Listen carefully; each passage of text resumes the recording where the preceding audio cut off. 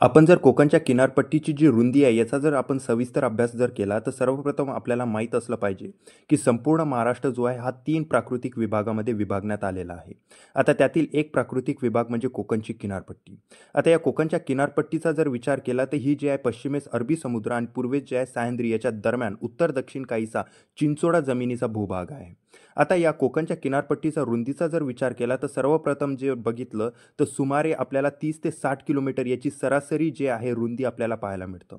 मात्र तेच मुंबईच्या उत्तरेस म्हणजेच उत्तर कोकणामध्ये आपल्याला कोकणच्या किनारपट्टीची जी रुंदी आहे ती जवळपास आपल्याला पाहायला मिळतं ते म्हणजे 90 ते 95 किलोमीटर आणि तेच दक्षिण कोकणामध्ये जवळपास 40 ते 45 किलोमीटर एवढी.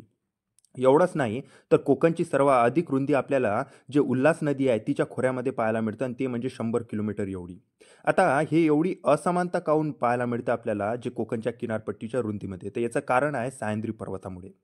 ठीक आहे. त्याच्यानंतर जर आपण बघितलं तर याच्यावरून आपल्याला असं म्हणता येते, की कोकणची किनारपट्टी जी आहे, ते उत्तरेस जे आहे ते रुंद आहे आणि दक्षिणेला अरुंद आहे. म्हणजेच कोकणच्या किनारपट्टीची रुंदी जी आहे, दक्षिणेकडून उत्तरेकडे गेलं तर वाढत जाते आणि कोकणच्या किनारपट्टीची रुंदी जी आहे, उत्तरेकडून जर दक्षिणेकडे आलं तर कमी-कमी होत जात असते.